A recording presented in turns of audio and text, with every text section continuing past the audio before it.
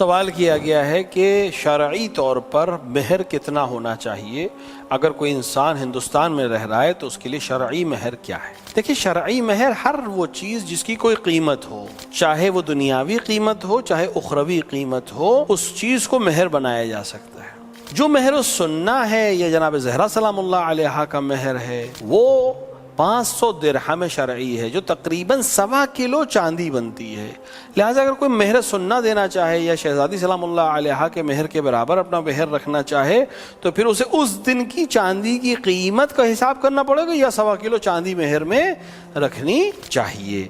وَإِلَّا خود شریعت نے کوئی حد معین نہیں کی ہے، کم سے کم ترین قیمت کی چیز سے لے کے بڑی سے بڑی مہنگی چیز کو مہر بنایا جا سکتا ہے۔ البتہ پیغمبر اکرم صلی اللہ علیہ وآلہ نے فرمایا ہے کہ جس خاتون کا مہر کم ہوتا ہے اس کی زندگی میں برکت زیادہ ہوتی ہے۔